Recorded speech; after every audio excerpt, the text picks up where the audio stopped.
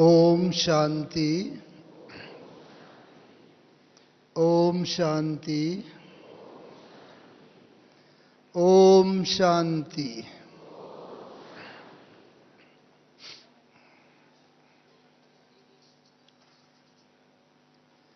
समग्र सृष्टि के इतिहास में एक ही आत्मा ऐसी है, हमारे मीठे प्रजापिता ब्रह्मा बाबा, जो अभी तक अपनी संपूर्ण कर्मातीत अवस्था को प्राप्त कर हम सबका सूक्ष्म वतन में इंतजार कर रहे हैं। और इस सृष्टि चक्र में वैसे तो बहुत अनेक आत्माएं हैं जिन्होंने साकार माता पिता बाप दादा की पालनाएं ली हैं। उनमें से हमें भी ऐसा सौभाग्य मिला है साकार बाबा के अंग संग रहने का। लेकिन सबसे बड़ा सौभाग्य जो हम समझते हैं, जो हमें प्राप्त हुआ है, वह है अपनी इन आँखों से बाबा की अंतिम संपूर्ण कर्मातीत अवस्था को देखने का। क्योंकि 17 और 18 जनवरी 1969 जब बाबा ने संपूर्ण अपनी अवस्था को प्राप्त कर लिया था, उस समय हमारा मधुबन आगमन हुआ। वैसे तो अनेकों बार साकार बाबा से मिले थे, लेकिन इन अंतिम 2 दिनों में जो बाबा की कर्मातीत अवस्था, फरिश्ता स्वरूप, अव्यक्त स्थिति इन आँखों से देखी, उनको हम कुछ आपस में शेयर करना चाहते हैं, जिससे कि हम सभी भी उस स्थिति को सहज ही प्राप्त कर सकें। क्योंकि जो बात देखी हुई होती है, सुनी अनुभव की हुई होती है, उसे जीवन में धारण करना बहुत सहज हो जाता है। तो बाबा ने यह स्थिति कैसे प्राप्त की, हम सब ने बाबा की जीवन कहानी से पढ़ा हुआ है कि बाबा ने डायरी में लिख लिख कर पक्का किया हुआ था। क्या किया था पक्का? आत्मा का, मैं आत्मा हूँ, जसोदा आत्मा है, निर्मला आत्मा है, नारायण आत्मा, जो बाबा की लौकिक पत्नी, बेटा, बेटी आदि आदि। और उसका स्वरूप बाबा ऐसा बन गए थे कि बाबा जिसको भी देखते थे वो आत्मा थोड़े समय के लिए जैसे बिल्कुल अशरीरी हो जाती थी। हम सब बाबा के सम्मुख जाते थे, बाबा ऐसे हाथ फैला देते, आओ बच्चे, आओ मीठे बच्चे, आओ स्वीट चिल्ड्रन। बस जैसे ही बाबा ऐसे हाथ फैलाते थे, चुंबकीय आकर्षण ऐसा होता था, बाबा की बाहों में हम सब खिंचते हुए चले आते थे। और जैसे ही बाबा का स्पर्श हुआ, तुरंत विदेही हो जाते थे, अशरीरी हो जाते थे। तो केवल बाबा ने लिखकर ही पक्का नहीं किया था, लेकिन इतना अभ्यास बाबा का पक्का था कि जिसको भी देखते थे भ्रकुटी में, वो आत्मा तुरंत ही अशरीरी और विदेही हो जाती थी। फिर उसके बाद क्या होता था? उसके बाद थोड़ा समय वो अनुभव बाबा की बाहों में करते थे। फिर बाबा ऐसे धीरे धीरे थपथा, आओ बच्चे, आओ स्वीट चिल्ड्रन, आओ मीठे बच्चे, आओ आओ। जैसे बाबा वापस शरीर में भी आवाहन करते थे। और फिर हम सब भी जैसे न चाहते भी अपने देह में जैसे अपने को वापस अनुभव करते थे। उसके बाद बाबा नाम पूछते थे, टोली खिलाते थे और प्रश्न उत्तर कुछ करके फिर एक जाता था, दूसरा आता था, उसको भी यही अनुभव होता था। तो हम सब भी इसी कर्मातीत अवस्था के राही हैं।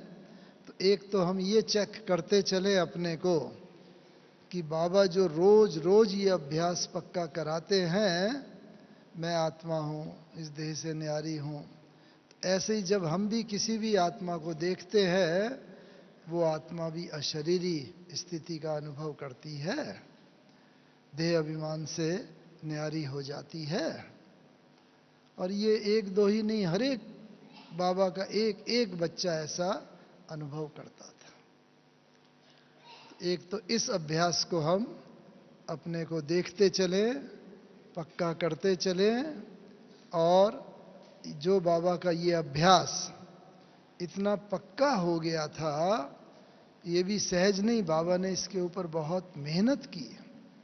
हमें याद है जब शुरू में हम लोग ज्ञान में 62 आदि में 61 62 में ज्ञान में आए, तब बाबा की मुरली चला करती थी। आप सब भी जो बहुत कुछ पुराने होंगे कि बच्चे देखो, मंशा में तूफान तो अंत तक आएंगे, लेकिन कर्मेंद्रियों से कोई विकर्म नहीं करना है, इससे विकर्म बहुत बड़ा बनता है और आत्मा कलुषित होती है। फिर धीरे धीरे 63 64 65 में बाबा कहे कि बच्चे, मुख से भी अगर किसी को दुख दिया, कोई कड़वे शब्द निकले, दुख देने वाले शब्द निकले, तो दुखी होकर मरेंगे। तब बाबा कर्मणा से और वाचा की तरफ ले आए।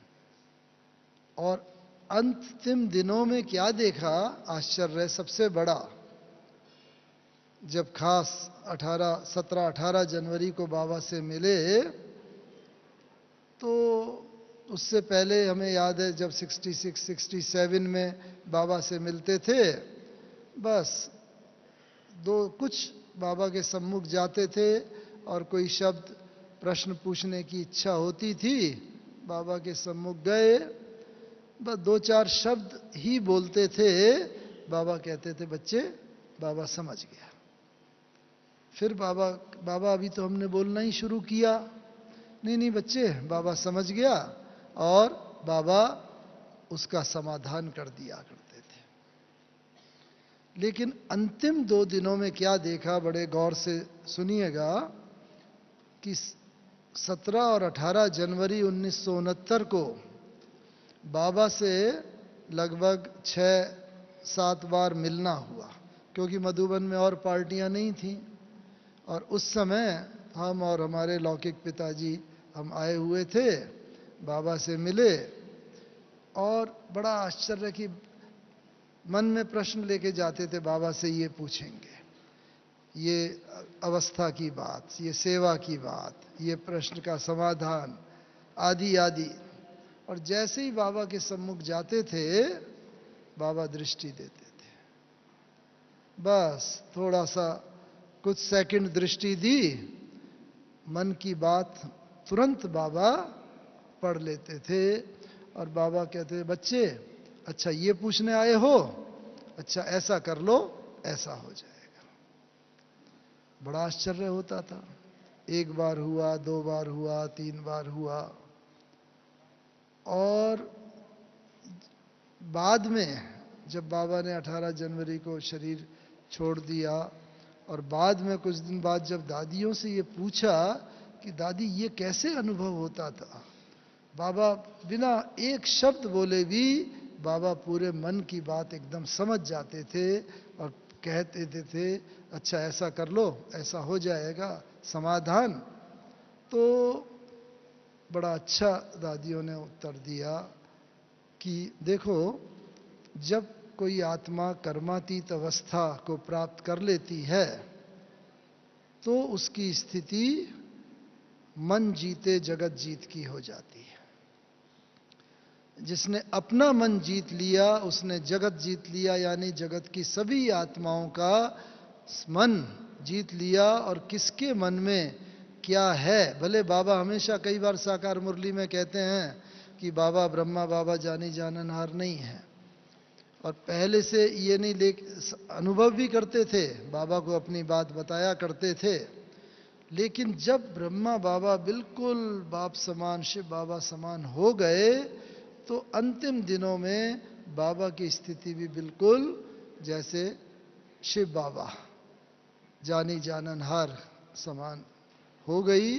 और वो अनुभव करते थे, बस बाबा के सम्मुख गए, बाबा ने दृष्टि दी, मन के भाव पड़े, उसको बताया, प्रश्न भी, उत्तर भी दिया, समाधान, और फिर बाबा जैसे देह से न्यारे हो जाते थे।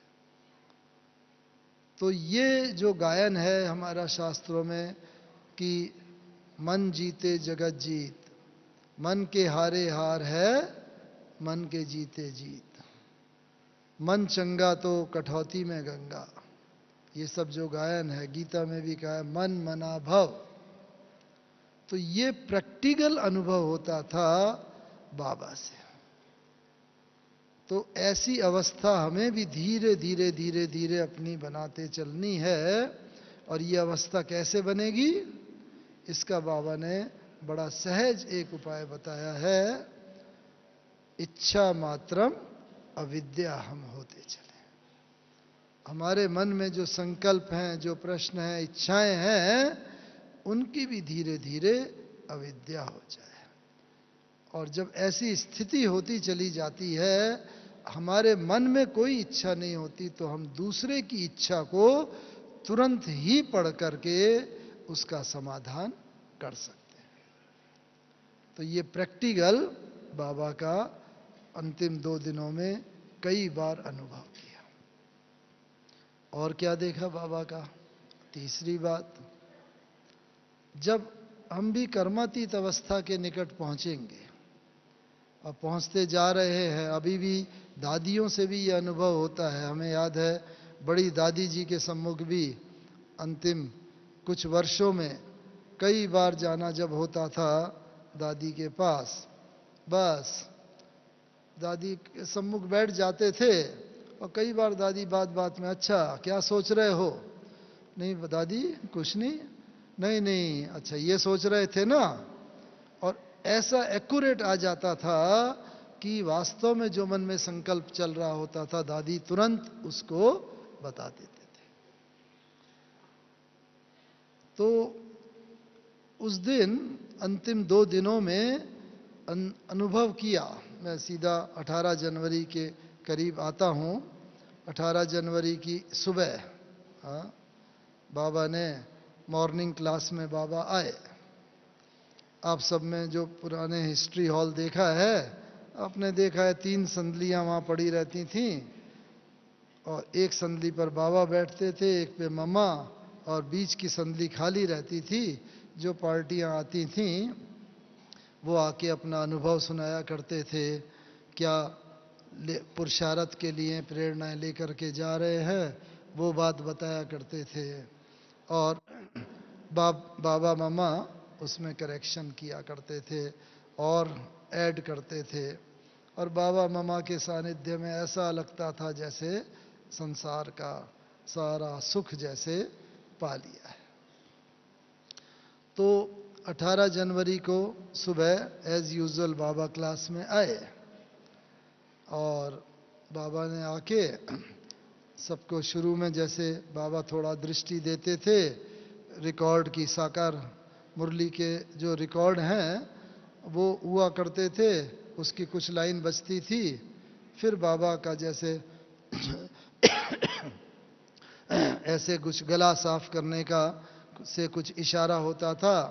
हमारे बहुत पुराने चंद्रहास दादा होते थे, वो रिकॉर्ड बंद कर दिया करते थे, और फिर सब लोग डायरी पेन लेके तैयार हो जाते थे, मुरली सुनाते लिखते थे। लेकिन उस दिन बाबा को कई बार हो कि हाँ अब बस योग पूरा करके जैसे बाबा मुरली चलाए, लेकिन फिर बाबा योग कराने बैठ जाते थे। और 18 जनवरी की सुबह अमृत जो मतलब मॉर्निंग क्लास होती है, 7 बजे वाली, उस क्लास में बाबा ने पूरा पौना घंटे तक योग ही कराया, मुरली का एक शब्द भी नहीं सुनाया। पूरा बार बार बाबा आते थे, बस बाबा एकदम क्लास कराते थे, और फिर यही अनुभव हर एक को होता था कि बस अब बाबा गला थोड़ा साफ किया, शायद बाबा मुरली चलाएंगे, लेकिन फिर से बाबा योग कराते थे। उस दिन बाबा ने पूरा योग कराया, मुरली मीठे मीठे बच्चों को याद प्यार गुड मॉर्निंग कह के बाबा चले गए, और बच्चों को थोड़ा संकल्प उठा कि बाबा ने आज मुरली नहीं चलाई, लेकिन शायद वो ही यज्ञ इतिहास में पहली बार ऐसा है, जैसा दादियाँ बताते हैं कि बाबा ने जब मुरली नहीं चलाई और पूरा योग कराया। उसके बाद बाबा बस बाहर गए, और जैसा हम सब ने सुना है, बाबा ने ईशु दादी आदि को कहा कि आज जितने भी पत्र लिखाने हों वो पत्र पूरे सारे लिखा लो। पहले तो ईमेल और ये सब होता नहीं था, तो पत्र सारे बाबा ने जितने पत्र पेंडिंग पड़े हुए थे, पत्रों के उत्तर दिए। साथ ही साथ बाबा जो हमारा नक्की लेक के पास म्यूज़ियम है, वो म्यूज़ियम की बिल्डिंग का चल रहा था, कई दिन से उस बिल्डिंग को लेना है या नहीं लेना, सेवा में लगाना है।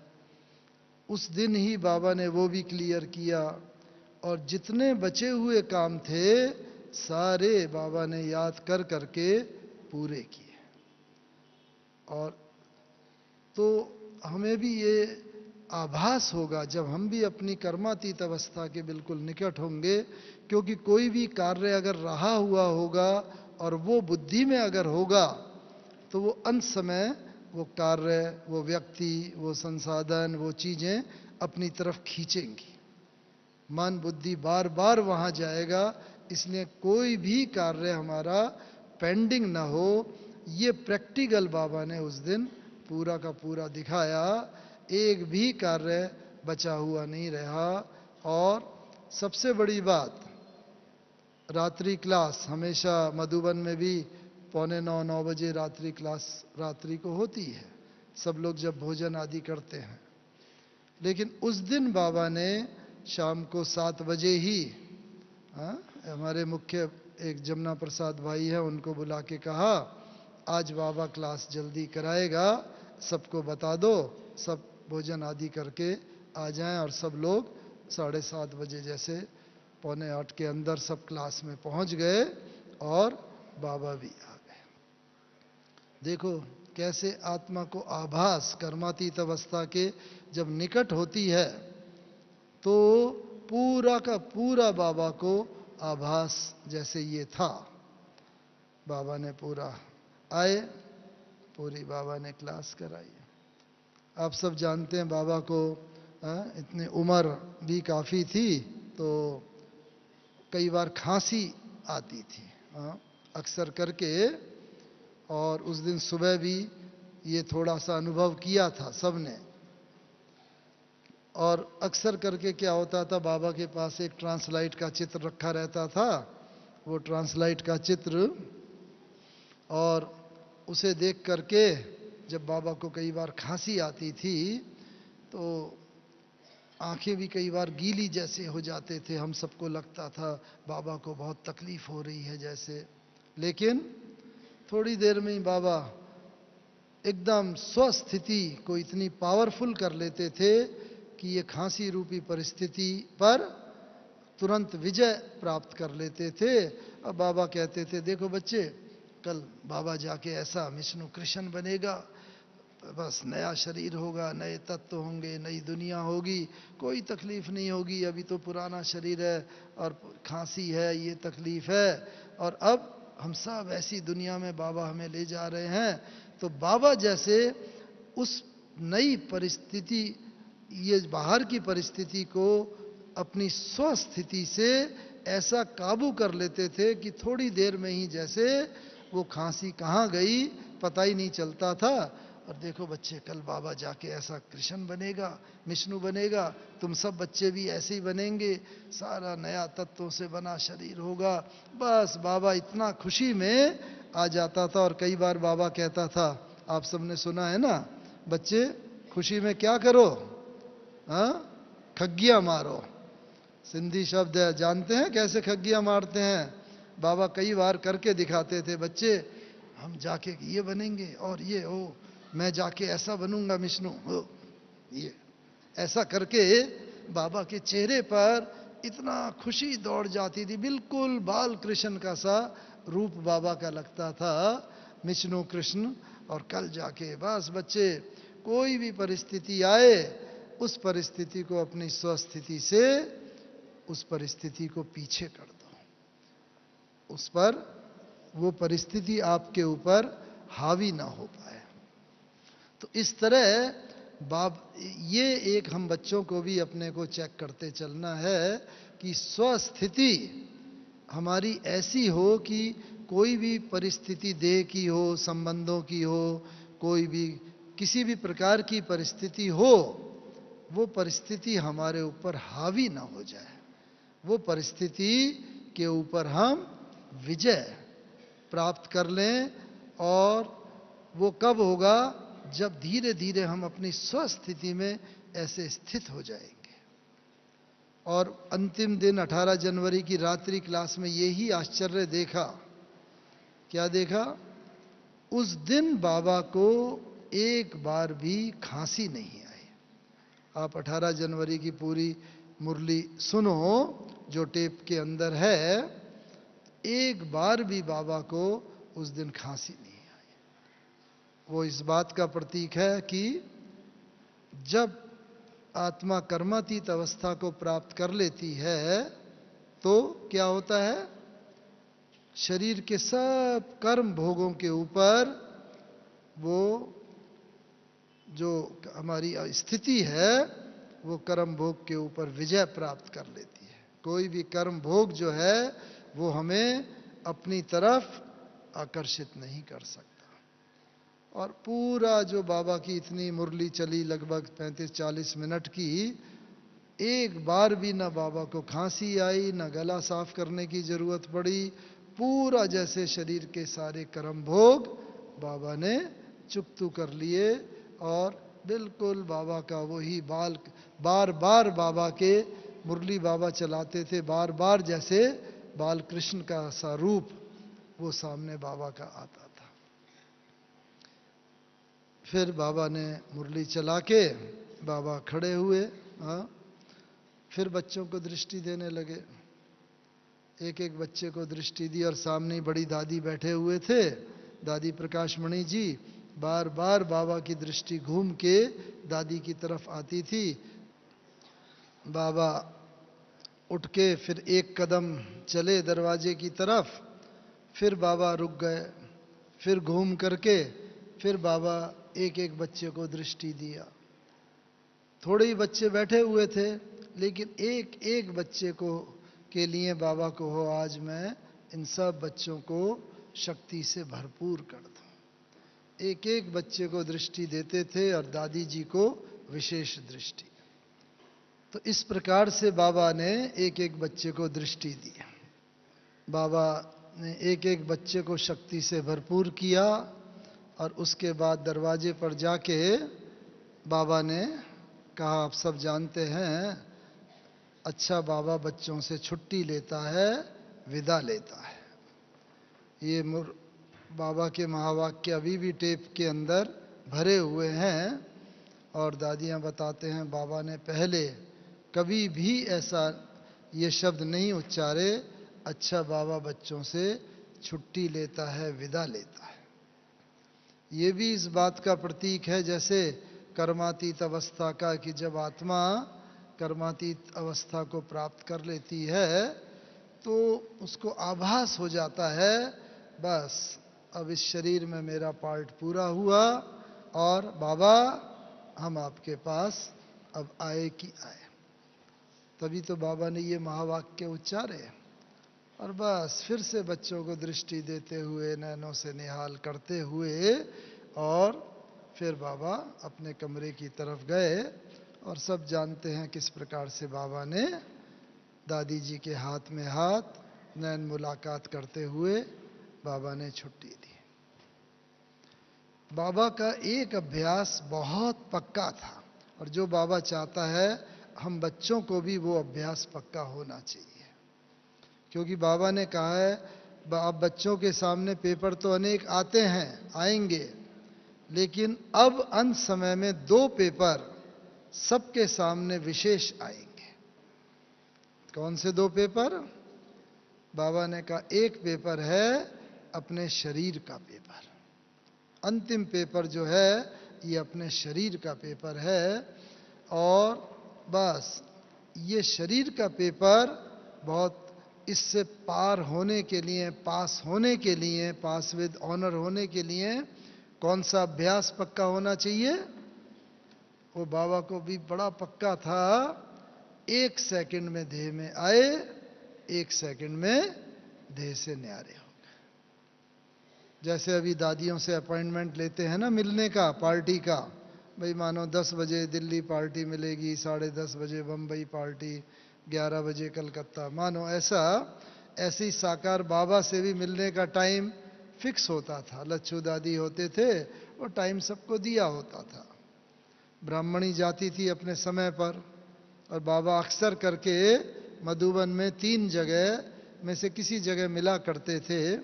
जब 2-3 लोग होते थे, 3-4, तो बाबा अपने कमरे में मिलते थे। बाबा का कमरा देखा है ना, तब उस समय इतना बड़ा कमरा नहीं था। जहां तक बाबा का पलंग पड़ा हुआ है बस उतना ही बड़ा कमरा, बहुत छोटा, और पीछे से बैक से उसका गेट होता था।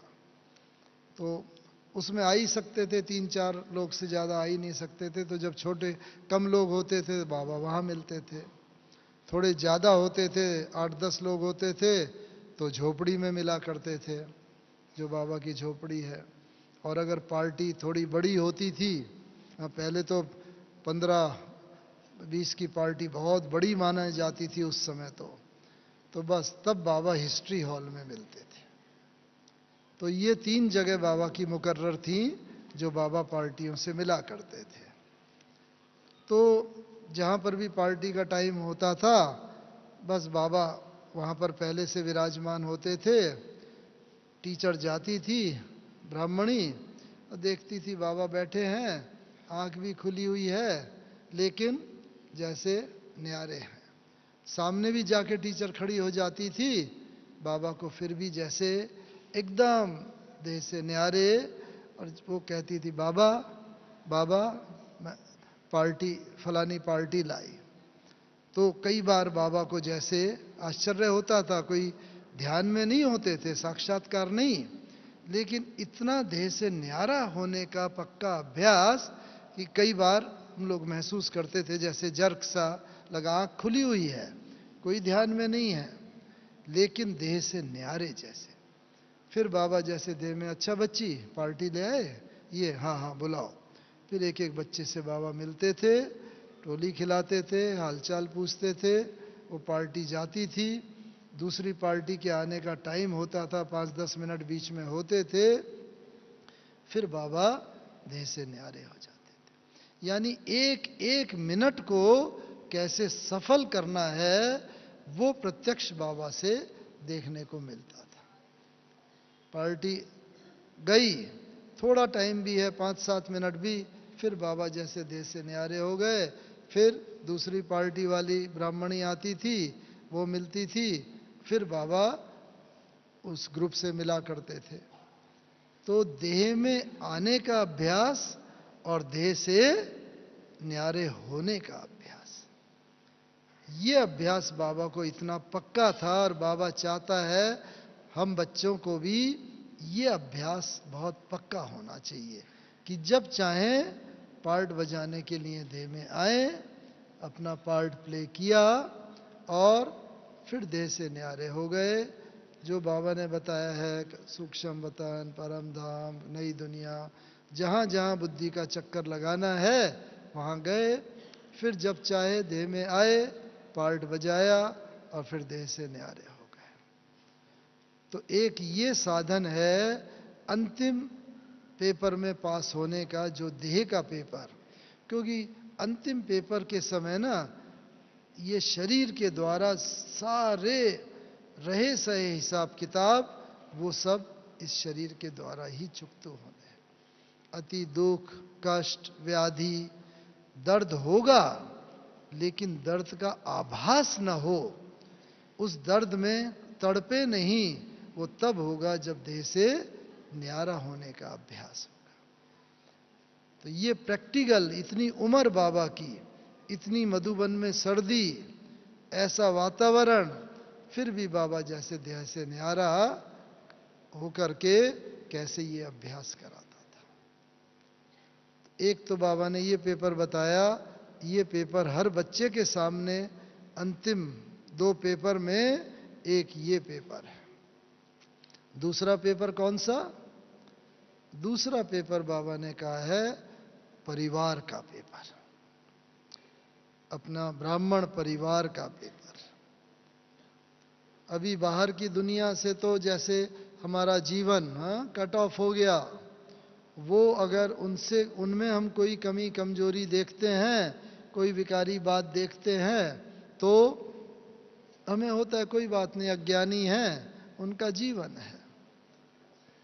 लेकिन जब अपने ब्राह्मण परिवार में कोई बहुत पुराना होता है, बाबा ने कहा ये राजधानी स्थापन हो रही है, ये पूरा किंगडम स्थापन हो रही है, इसीलिए इसमें सब प्रकार के मेरे बच्चे तैयार हो रहे हैं, महाराजा महारानी भी, राजा रानी और शाही परिवार वाले, फिर साधारण प्रजा भी, और सब प्रकार के बच्चे तैयार हो रहे हैं। तो इसीलिए जब सब प्रकार के बच्चे हैं तो वैसा उनका पुरुषार्थ भी होगा यहाँ पर, और अपने पुरुषार्थ के अनुसार कईयों में ये देखने को मिलेगा, इतने पुराने, उनके अंदर भी अभी तक ये कमी, ये कमजोरी, और बस इससे नयों की भी अवस्था कई कोई की डामाडोल हो सकती है। इसलिए बाबा ने कहा है जब ऐसी स्थिति हो, जब बहुत प्रकार के दृश्य देखने को मिलेंगे, बहुत पेपर आएंगे, अंत में अनेक हलचलें होंगी, उन हलचलों में फिर बहुत जैसे झाड़ हिलेगा, ये बाबा ने अव्यक्त मुरली में बोला हुआ है, पेपर आएगा, तो उस समय हमें क्या, उस पेपर से कैसे पास होना है, उसकी भी विधि बाबा ने बताई है। पहली बात, एक तो हम ये समझें, जो बाबा ने कहा है, याद है बाबा के महावाक्य याद करो, कि मेरा जो लास्ट में लास्ट बच्चा भी है, वो आज के प्रधानमंत्री, राष्ट्रपति, बहुत बड़े बड़े आज की दुनिया के जो नामी ग्रामी गाए हुए हैं, उनसे भी वो महान है, जो मेरा लास्ट में लास्ट बच्चा है।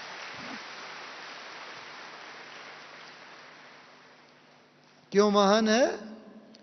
क्योंकि भगवान ने उसे चुना है, ईश्वर ने, हमने भगवान को नहीं पाया है, भगवान ने हमें चुना है।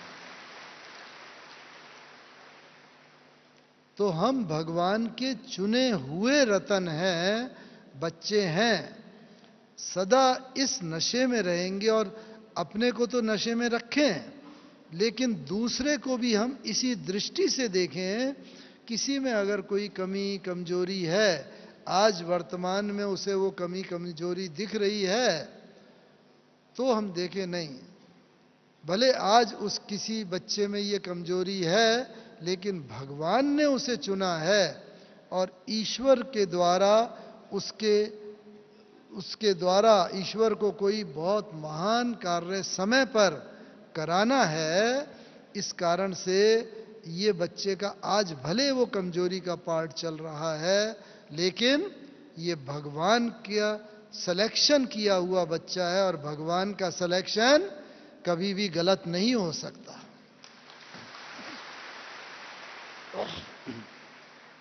तो इसीलिए ये नशे में हम खुद तो रहें, अपने साथ साथ हम एक एक बच्चे को, ब्राह्मण बच्चे को देखें, ये भगवान की चुनी हुई आत्मा है, और उस दृष्टि से देखेंगे तो किसी की कमी कमजोरी कोई नजर ही नहीं आएगी, और अगर होगी उसमें तो हमारे अंदर जब हमारा दृष्टिकोण ही बदल जाएगा तो क्या होगा? दृष्टिकोण बदल जाने से पूरी हमारी ये सृष्टि ही बदल जाएगी। एक से भी हमारी कोई संबंध में कोई तनाव कटुता और वो सब नहीं रहेगी। तो एक हम इस बात को सदा याद रखें हर बच्चे को देखते हुए कि ये भगवान का चुना हुआ रतन है।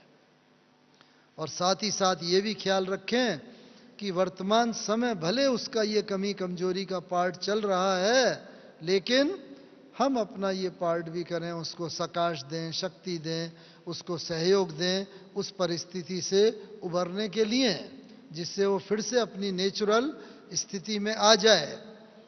और जहाँ वैरायटी होती है, बाबा ने कहा ये सृष्टि नाटक ड्रामा बहुत वैरायटी का है, भगवान को भी ये बहुत बहुत अति प्रिय है।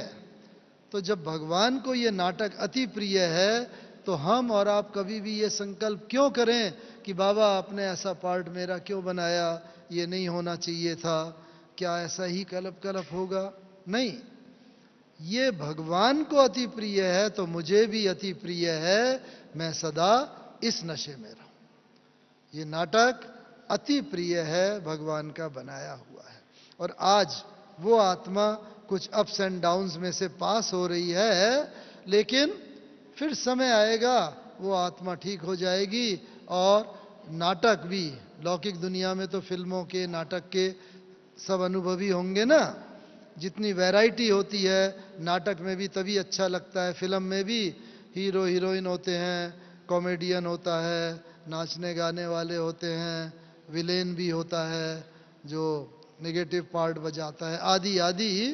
तो ऐसे ही हमारे भी ये पूरे सृष्टि नाटक इसमें जो चल रहा है, सब प्रकार के एक एक बच्चे हैं। इसलिए किसी का भी पार्ट देख के मुझे ऊपर नीचे नहीं होना है। बस इस बात को हम सदा पक्का करके चलें, क्योंकि ये दो पेपर बाबा ने बताया अभी हर बच्चे के सामने, ये दो पेपर विशाल रूप में हर बच्चे के सामने आएंगे। इसीलिए बाबा को ये बाबा चाहता है हर बच्चा इस दृष्टिकोण से देखे। और इसीलिए बाबा कहता है, एक शब्द बाबा ने दिया है दृष्टि के ऊपर, बाबा हमेशा कहता है हाँ सिविल बनाओ। और दृष्टि के लिए बाबा ने बड़ा सहज बताई हुई है। हाँ, ये दृष्टि भी कैसी, जो पास विद ऑनर आत्माएं होंगी उनकी दृष्टि 100% सिविल बन जाएगी।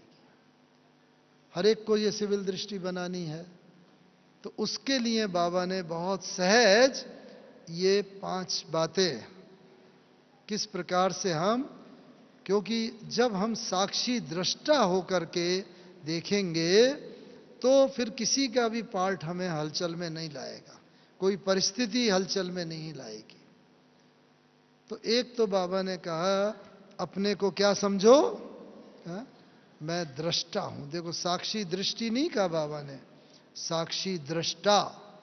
तो मैं आत्मा, दृष्टा, ये शरीर की खिड़कियां हैं, आंखें हैं। आंख खुद नहीं देखती, आंख तो एक इंस्ट्रूमेंट है। आंख के द्वारा आत्मा देखती है। तो इसलिए साक्षी दृष्टा होकर के मुझे देखना है और चलना है। एक है दृष्टा, दूसरी चीज है दृष्टि। तो मैं दृष्टा इस दृष्टि के द्वारा देख रही हूं। तीसरी चीज है दृश्य। जो भी बाहर हम पार्ट देख रहे हैं, 5 प्रकृति के 5 तत्वों का, आत्माओं का खेल देख रहे हैं, वो सब है दृश्य। तो मैं दृष्टा इस दृष्टि के द्वारा ये दृश्य देख रही हूं। इस एटीट्यूड से जब ये दृश्य होगा तो और क्या होगा, इस दृष्टिकोण से जब हम देखेंगे, चौथी चीज है दृष्टिकोण। ये सब दृष्टि से ही कनेक्टेड है और यही चीज हमें साक्षी दृष्टा बनाएगी। मैं दृष्टा इन दृष्टि के द्वारा ये सारा दृश्य देख रही हूं और मुझे ऐसा दृष्टिकोण अपना बनाना है, तो क्या होगा? पांचवी बात, तभी इतिहास में हमारे दृष्टांत लिखे जाएंगे। द्वापर युग से जो भी इतिहास लिखा जाएगा, हम बच्चों का ही तो इतिहास है, पूरा भक्ति मार्ग का, तो वो दृष्टांत बन जाएंगे सदा काल के लिए। अगर हमारा जीवन इस प्रकार से, सारा महत्व ही दृष्टि का है कि मैं जो है दृष्टा, इस दृष्टि के द्वारा ये दृश्य देख रही हूं और दृष्टांत मेरा लिखा जा रहा है, अब मेरे जीवन का यही दृष्टिकोण रहे। तो इससे क्या होगा कि पूरा हमारा जीवन का संपूर्ण, और बाबा पल पल में इतनी बड़ी बड़ी बात हो जाती थी, कई घटनाएं इतनी बड़ी हो जाती थी, बस बाबा को आके बताती थी कोई ब्राह्मणी, कोई भाई, कोई बहन, अच्छा बच्चे चलो ड्रामा, और सीधा ड्रामा के पत्ते पर साक्षी दृष्टा होकर के बाबा जैसे उस बात को पार कर देते थे। प्रैक्टिकल में कितनी बार ये देखा। हमें याद है एक बार जब कलकत्ता में प्रदर्शनी हो रही थी, वहाँ हमारे जो अनन्य मित्र हैं, जानते आर्य समाजी, उन्होंने आग लगा दी थी, पंडाल पूरा जल गया, प्रदर्शनी जल गई। तो बताया हमारे जो बहुत मुख्य भाई वकील होते थे 4-5, और ये कानपुर के, उन्होंने बाबा को कहा, बाबा हमारे पास सारे रिकॉर्ड मौजूद हैं, हमें उन पर केस करना चाहिए और ये केस हम 100% जीतेंगे, कोई वजह नहीं कि हार जाए। बाबा ने कहा, नहीं बच्चे, वो अज्ञानी है, उन्हें क्या मालूम उन्होंने क्या किया है। बाप कभी भी बच्चे के ऊपर केस नहीं कर सकता। और कितना महान दृष्टिकोण, सारे के सारे यज्ञ के बड़े बड़े भाई लोग, सब लोग हमने अपनी आंखों से देखा, कितना प्रेशराइज सब कर रहे थे, लेकिन बाबा ने कहा, नहीं बच्चे, वो बेचारे अज्ञानी, हाँ आगे के लिए हमें सावधानी लेनी चाहिए, भाई इंश्योरेंस करा दो और सावधानी रखो, लेकिन आगे ऐसी घटनाएं ना हो।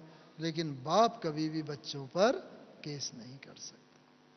तो यही दृष्टिकोण हमारा हो, जो कहने की बात ना हो कि मतलब बदला लेने की भावना जरा सी भी रिंचक मात्र भी ना हो, ये प्रैक्टिकल में बाबा में देखने में आती थी।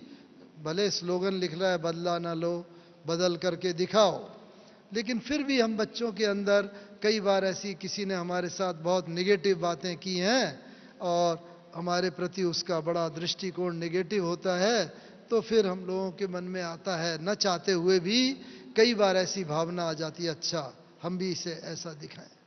लेकिन बाबा में कितनी घटनाएं ऐसी हैं, समय के अभाव में उतना ज़्यादा तो नहीं बताऊंगा, लेकिन एक एक घटना, नम्रता का स्वभाव। मुझे एक घटना याद आ रही है कि एक बार, हाँ, हम जब इंजीनियरिंग कॉलेज के स्टूडेंट ही थे, तभी आए हुए थे मधुबन में, 1964-65 की बात होगी।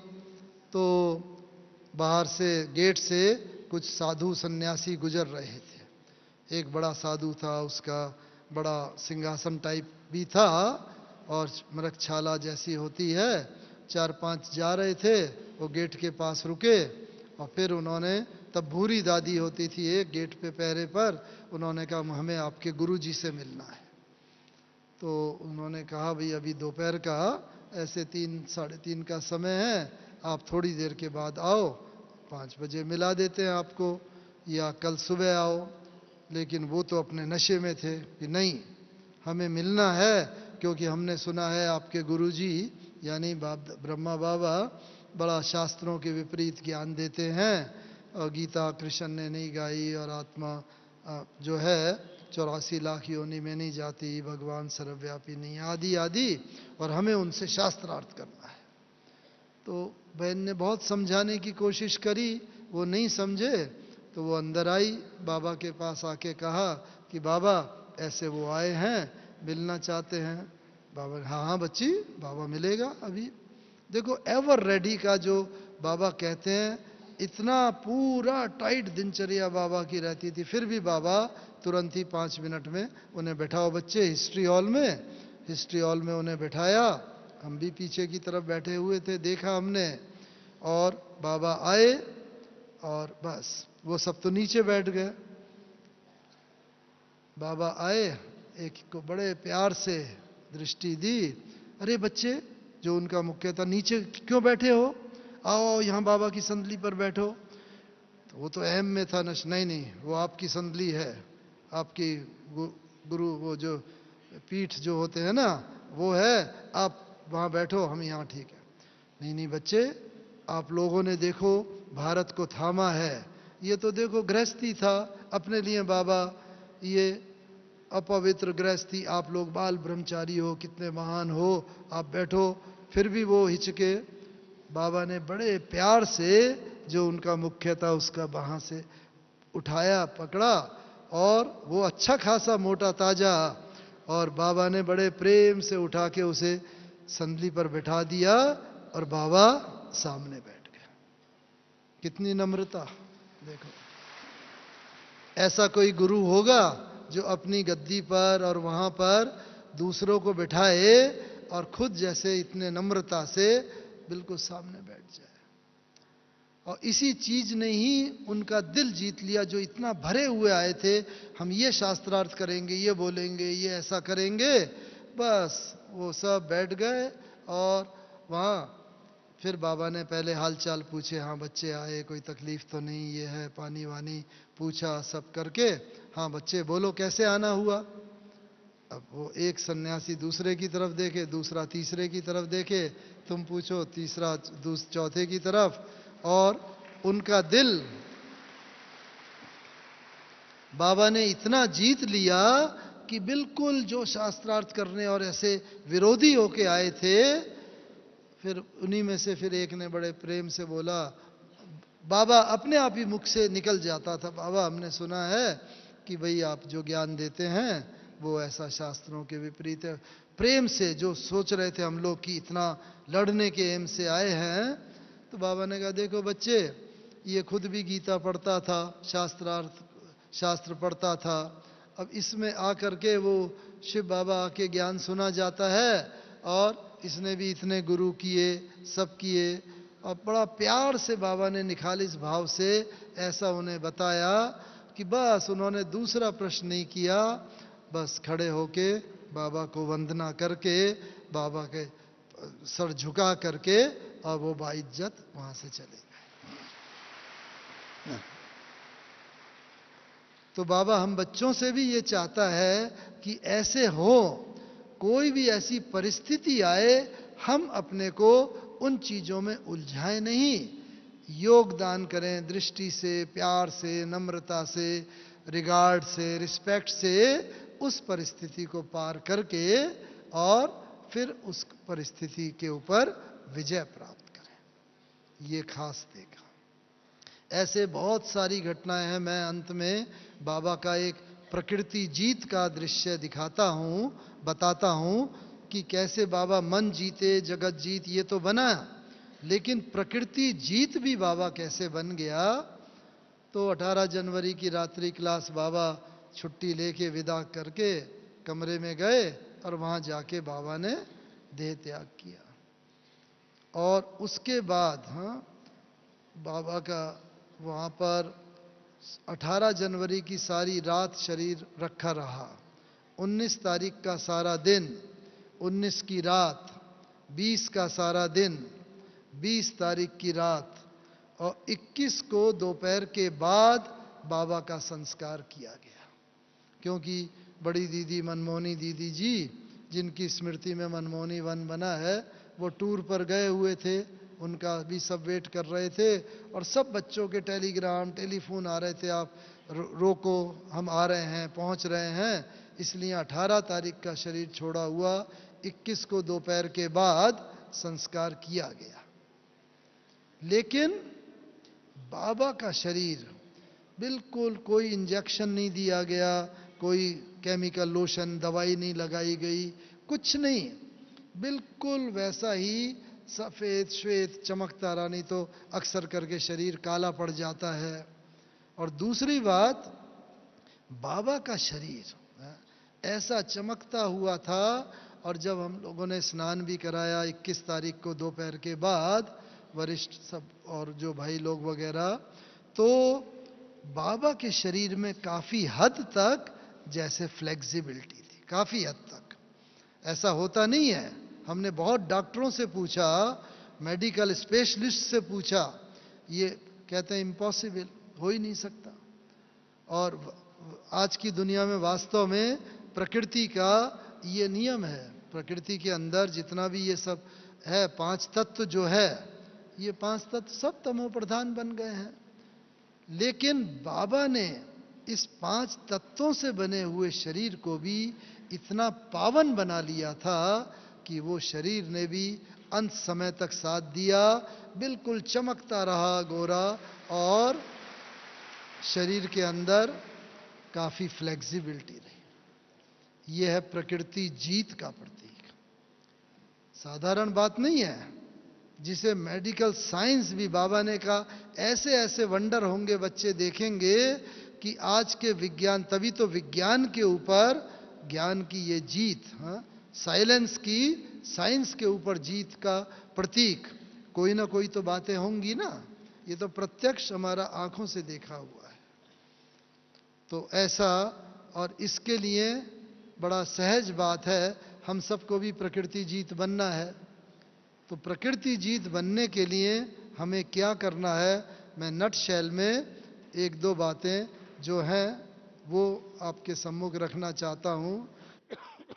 क्योंकि प्रकृति जीत हम सबको बनना है, माया जीत, जगत जीत के साथ प्रकृति जीत। क्योंकि जगत के अंदर तो प्रकृति भी आ जाती है, ये 5 तत्व भी आ जाते हैं।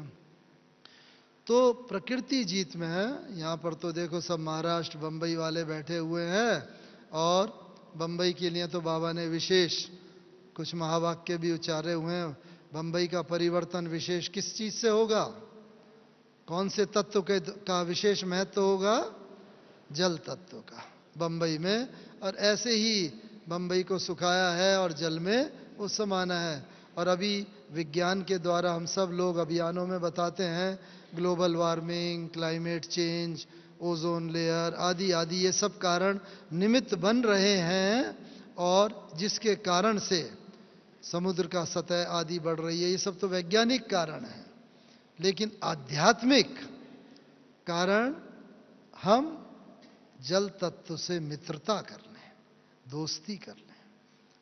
ये 5 तत्वों से अगर हमारी मित्रता होगी तो ये जल तत्व, अग्नि, वायु, आकाश, ये तत्व जो है हमारी मृत्यु का कारण नहीं बनेंगे।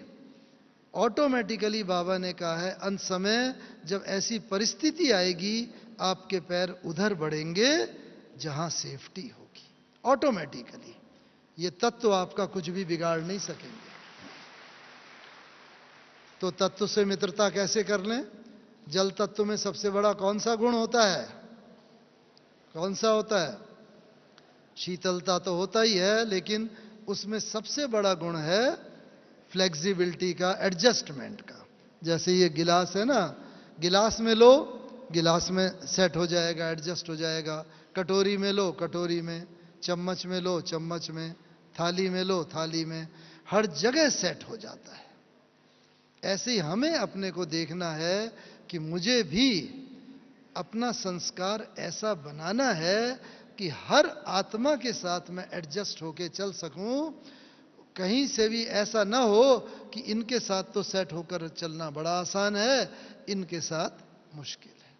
नहीं, जल तत्व के अगर मुझे पूरा सहयोग लेना है कि जल तत्व मेरे दुख, अशांति, मृत्यु का कारण न बने। अंत समय भले बहुत सुनामी होगी, बहुत फ्लड आएंगे, समुद्र की बहुत सतह बढ़ेगी, लेकिन हमारा वॉइसलेस कनेक्शन अगर बाबा के साथ होगा तो ऑटोमेटिकली ऐसा टचिंग होगी, पैर उधर बढ़ेंगे जहां पर हमारी सेफ्टी होगी, सिक्योरिटी होगी, और ऑटोमेटिकली हम आगे बढ़ जाएंगे। तो हर एक में जल तत्वों में बहुत गुण हैं, लेकिन मैं यहां पर केवल 1 गुण ही लेता हूं। ऐसे ही जल में शीतलता का गुण होता है, फ्लो का गुण होता है, जल हमेशा आगे बढ़ता रहता है, उसके अंदर कोई भी ऐसी बात नहीं होती है, वो आगे ही आगे सदा बढ़ता रहता है। जब भी जल रुक जाता है तो क्या होता है? मक्खी मच्छर बदबू पैदा हो जाएगी। ऐसे ही अगर कहीं पर हम देखते हैं कि हमारा अगर ईर्ष्या, अहंकार, क्रोध, बदले की भावना, नेगेटिविटी, ये सब चीजें अगर हैं, तो इसका मतलब ये सब मक्खी मच्छर जैसे अवगुण हैं, और इसका मतलब कहीं ना कहीं मेरी प्रोग्रेस रुक गई है। तो हमें अपने अंदर ये देखते चलना है, जल का एक एक गुण हम अपने अंदर देखेंगे, धारण करते चलेंगे, तो जल को हम अपना मित्र बना लेंगे, तो जल हमारे दुख शांति का कारण नहीं बनेगा।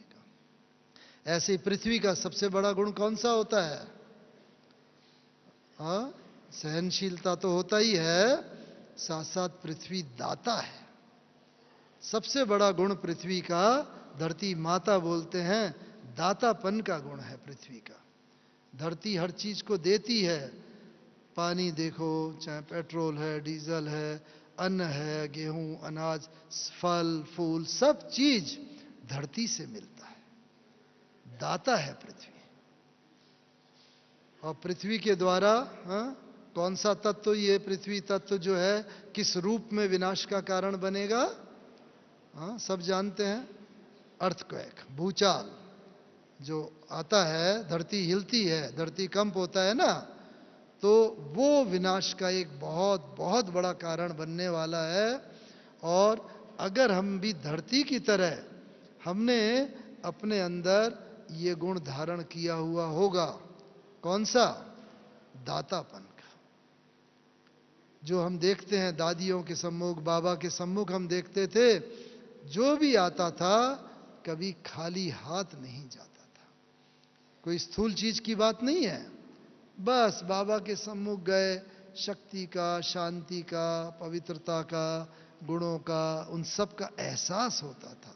दादियों के सम्मुख जाते थे, कई बार हम कहते थे, दादी आपको तो बहुत दर्द हो रहा होगा। दादी प्रकाश मणि जी को डॉक्टर बोलता है, डॉक्टर कहता था, दादी कहती है नहीं, बिल्कुल भी दर्द नहीं है।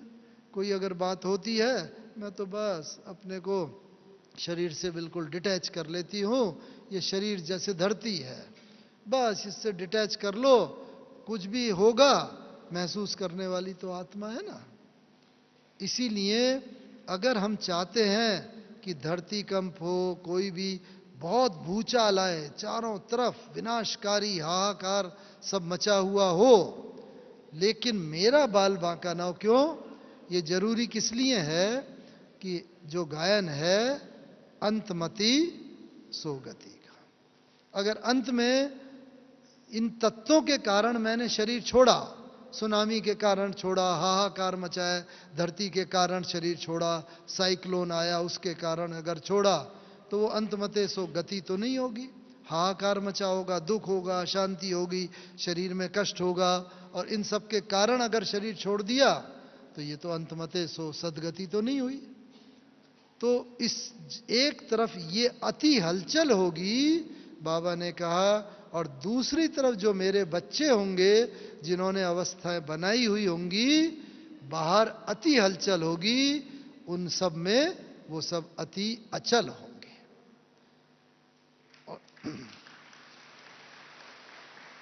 तो ऐसी स्थिति हमें बनानी है, बाहर बहुत हलचल होगी, लेकिन हम अंदर अति अचल स्थिति में होंगे। तो क्या होगा? बाहर की हलचल हमें कोई भी परेशान नहीं कर सकती, वो हमारी मृत्यु का, दुख का, अशांति का कारण नहीं बन सकती, बिल्कुल। और वो तब होगा जब इन तत्वों का गुण हमने अपने अंदर धारण किया होगा, इस तत्वों को मित्र बनाया होगा। क्योंकि जो मित्र होता है, मित्र की हमेशा रक्षा करता है। मित्र मित्र के प्राण नहीं लेता, हमेशा विपरीत परिस्थिति में, प्रॉब्लम्स में मित्र मित्र की मदद करता है, रक्षा करता है। इसीलिए अगर हम चाहते हैं धरती हमारी रक्षा करे, जल रक्षा करे, अग्नि, वायु, आकाश, जितने तत्व हैं, तो इनके जो जो गुण हैं, उन गुणों को हमें अपने अंदर आत्मसात करना होगा, वो धारण करना होगा एक एक गुण। तो क्या होगा, ये धरती भी हमारी मृत्यु का कारण नहीं बन सकती। तो इसीलिए धरती की तरह हम क्या करें, दाता बने। अब स्थूल चीजों का तो दाता लिमिट हो सकती है, भाई किसी को पैसा देना है, अन्न देना है, कपड़ा देना है, लिमिट। लेकिन हम ऐसे दाता बने, कोई भी हमारे सम्मुख आए, शांति, आनंद, पवित्रता, प्रेम, सहयोग, सद्भावना, उनको इतना नम्रता, कोऑपरेशन। बाबा ने कहा ब्राह्मण परिवार को अभी सहयोग की आवश्यकता है। तो इसलिए ये सब चीजों में तो कोई खर्चा होता नहीं, इसलिए जितना जितना हम ये सब दाता बन करके धरती की तरह देते चलेंगे, तो इसका मतलब हमने धरती को अपना मित्र बना लिया, पृथ्वी को। और पृथ्वी में जितनी भी हलचल होगी, वो हलचल हमारे दुख अशांति का कारण नहीं बन सकती। ऐसे ही और तीसरा तत्व कौन सा है? तीसरा तत्व है वायु। धरती जैसे हर चीज को अपनी तरफ खींचती है, वायु हल्की होती हर चीज को ऊपर उठाती है। और ये वायु तत्व भी विनाश का बहुत बहुत बड़ा कारण है। देखा होगा समुद्र के किनारे बसे हुए जो शहर हैं, वो सब वायु के साइक्लोन, इतना सारा टॉर्नेडोज आए हैं, आते हैं, साइक्लोन आता है, चक्रवात आता है, आदि आदि। इतना बड़ा अमेरिका देश, यूरोप, सब प्रकार से समृद्ध, लेकिन प्रकृति के तत्वों के कारण वो भी हताश होकर बैठ जाते हैं, कुछ नहीं कर सकते। क्यों? क्योंकि प्रकृति के तत्वों का उन्होंने सबने बहुत दोहन किया है। तो वायु तत्व के लिए हमें कौन सा वायु का गुण धारण करना है? कौन सा गुण? वायु का सबसे बड़ा गुण कौन सा है? हल्कापन का, प्राण वायु। देखो, वायु के बिना हम कुछ सेकंड भी नहीं जी सकते, कुछ मिनट भी। जल के बिना रह सकते हैं कई दिन तक, भोजन के बिना कई दिन तक रह सकते हैं, लेकिन वायु के बिना आप जरा सांस रोको, देखो कुछ सेकंड से ज्यादा, मिनटों में भी नहीं जा पाएंगे ज्यादा, एकदम हलचल होने लगती है। ये प्राण वायु बोला है। तो इसीलिए ब्राह्मणों की प्राण वायु कौन सी है? हम सब ब्राह्मण बैठे हुए हैं ना, हमारी प्राण वायु कौन सी है? बाबा ने कहा उमंग और उत्साह, जिसे बाबा कहता है खुशी।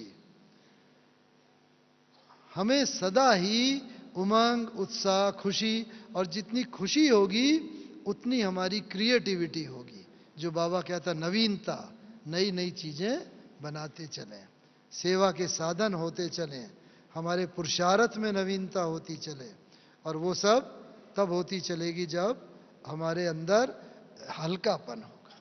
वायु का हमने हल्कापन का गुण धारण किया होगा।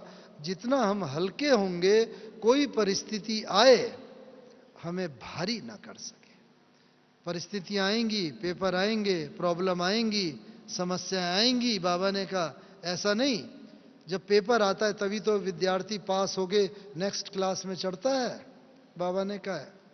इसीलिए पेपर आएंगे, लेकिन ये पेपर हमें भारी ना कर दें, हम हल्के रहें। तो इसका मतलब वायु का हमने गुण धारण कर लिया, और वो हल्के रहने का साधन तभी है खुशी।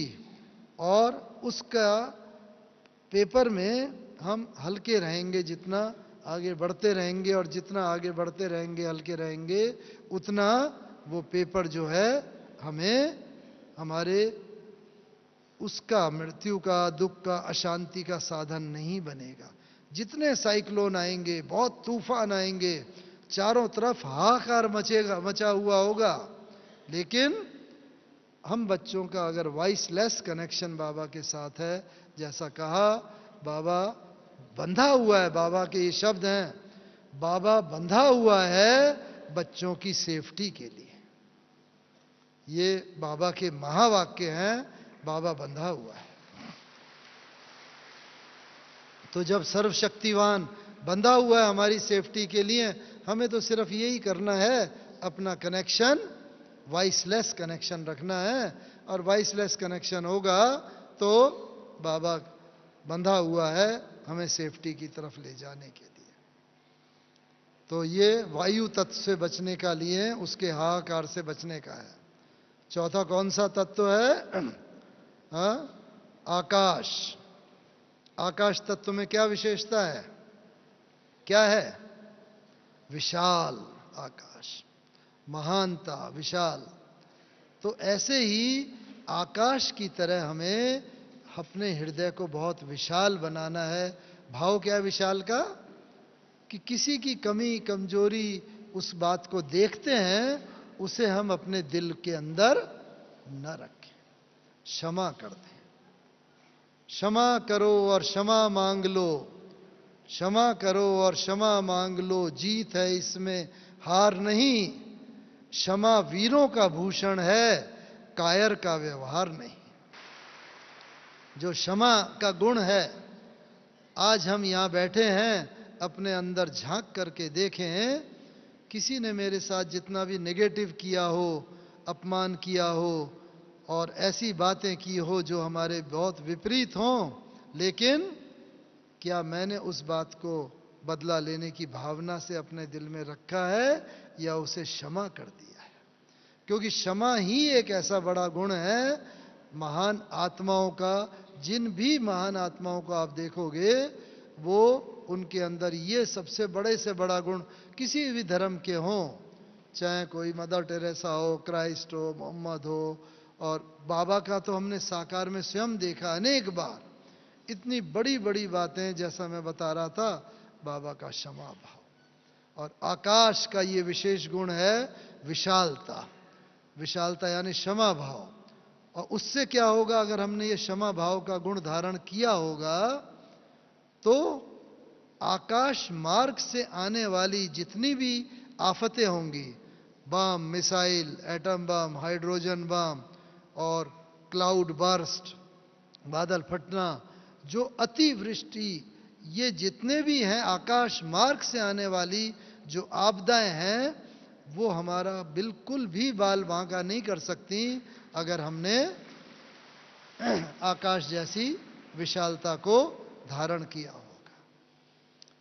तो अपने अंदर देखिएगा, कई बार होता है ऐसी बातें आएंगी, तुरंत इस बात को याद रखना, अरे हम तो मास्टर ब्रह्मा बाबा हैं, बाबा के कदम पर कदम रखे, जनवरी मास है, सबको बाबा की किताब भी वही मिली हुई है, तो ब्रह्मा बाबा की तरह बस मुझे भी आकाश की तरह विशालता धारण करनी है। क्षमा भाव, कोई भी बात हो जाए उसको क्षमा करते चले। ये विशेषता महान आत्माओं में, और हमसे ज्यादा महान तो कौन होगा पूरे संसार में? बाबा ने कहा है आपसे ज्यादा महान आत्माएं कोई नहीं हमसे ज्यादा। तो ये आकाश का विशेष गुण हो गया। और कौन सा अंतिम तत्व रह गया? अग्नि। अग्नि में कौन सा विशेष गुण होता है? हाँ, अग्नि का स्वरूप होता है, प्रकृति के अंदर अग्नि का स्वरूप सूर्य है, और अग्नि में यही विशेष गुण होता है, अग्नि में जो भी चीज डालो उसका रूप परिवर्तन हो जाता है। तो इसीलिए बाबा ने कहा है अब हमारा भी ऐसा अग्नि स्वरूप होना चाहिए, जो ज्वालामुखी योग, जो बाबा ने कहा है ना, ऐसा ज्वालामुखी योग हो हमारे सम्मुख। बाबा ने कहा है आत्मा आए, रोती हुई आत्मा आए, हमारे सम्मुख आए, उसका रूप परिवर्तन हो जाए, रोती हुई आए, हंसती हुई वो आत्मा चली जाए।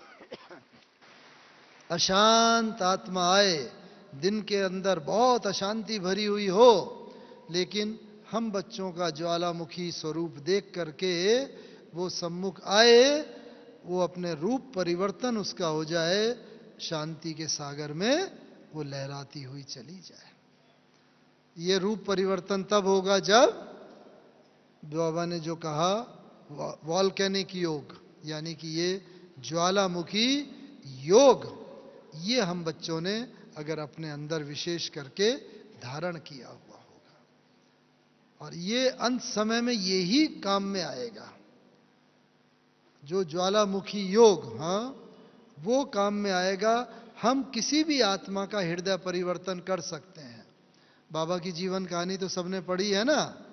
हाँ, एक दृष्टांत उसमें आता है जीवन कहानी में, आप सबने देखा होगा कि जब यज्ञ के शुरू में बहुत आत्माएं ज्ञान में आती थी तो एक सिख परिवार भी आता था। तो वो सरदार जी तो ज्ञान में नहीं आते थे, लेकिन उनका युगल बच्चे वगैरह आते थे, तो उनको खराब लगता था और उसने ये निश्चय किया कि मैं बाबा को हत्या कर दूंगा। तो एक बार वो ऐसे ही छुरा छुपा के ले गया और टीचर को जाके बोला मुझे बाबा से मिलना है। और बाबा के पास वो बहन ले गई, बाबा के सम्मुख बैठा दिया और वो बहन तो चली गई अपना काम करने। और जब उसने देखा वो अलग है, एकांत है बाबा और वो है, तो आप सबने पढ़ा होगा दृष्टांत, उसने छुरा निकाला और वो आक्रमण करने ही वाला था। उसे क्या हुआ? उसे गुरु नानक देव का साक्षात्कार हुआ, ब्रह्मा बाबा से। अब बाबा से सबको कौन सा साक्षात्कार होता? बाबा कौन सी आत्मा थी? गुरु नानक देव की तो आत्मा नहीं थी। बाबा तो श्री कृष्ण का, नारायण की आत्मा थी। सबको बाबा से कृष्ण का, नारायण का, नई दुनिया का, स्वर्ग का, वो सब साक्षात्कार होता था, क्योंकि बाबा वो आत्मा थी। लेकिन जैसी दृष्टि से जो आता है, जैसी जिसकी भावना होती है, उसकी भावना गुरु नानक देव में थी। इसलिए करण करावनहार दिव्य दृष्टि दाता तो शिव बाबा है। तो शिव बाबा ने उसे ब्रह्मा बाबा के द्वारा गुरु नानक देव का साक्षात्कार कराया। और जैसे उसे वो साक्षात्कार हुआ, वो तो एकदम वायरा हो गया। अरे गुरुजी, मैं कितना बड़ा महान पाप करने चला था, आपकी हत्या करने चला था, मुझे माफ कर दो। बहुत रोने लगा और पूरा दृष्टांत लिखा हुआ है जीवन कहानी में। छुरा उसने बाबा के पैरों के पास रख दिया और बार बार माफी मांगता हुआ और रोता हुआ, क्षमा याचना करता हुआ वो वहां से चला गया। तो ये जो ब्रह्मा बाबा के द्वारा जो पार्ट चला है, वो हम एक एक बच्चों के द्वारा वो पार्ट चलने हैं। अंत में आत्माएं आएंगी, बहुत इच्छाएं लेके आएंगी।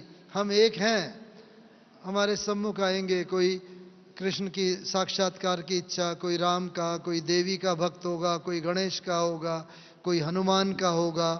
अनेक भावनाएं लेके लोग हमारे सम्मुख आएंगे।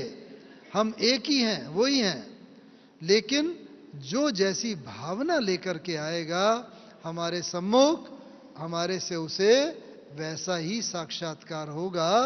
और जैसा साक्षात्कार होगा और बस वो आत्मा इतनी तृप्त होके चली जाएगी, हे प्रभु, जिधर देखता हूं उधर तू ही तू है। और हम सबके द्वारा वो प्रत्यक्षता का अंतिम स्वरूप होगा। तो इसलिए हम सबके द्वारा बाबा की प्रत्यक्षता हो, सेवा के द्वारा होगी, भाषण के द्वारा, सबके द्वारा तो होगी।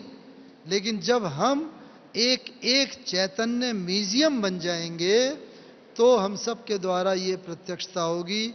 हमारे सम्मुख लोग आएंगे और उन्हें ये जो इष्ट देव की इच्छा लेकर के वो आएंगे, वो साक्षात्कार होगा। और तब यही भक्ति मार्ग के अंदर ना, यहाँ पर हमारे द्वारा ऐसा साक्षात्कार होगा।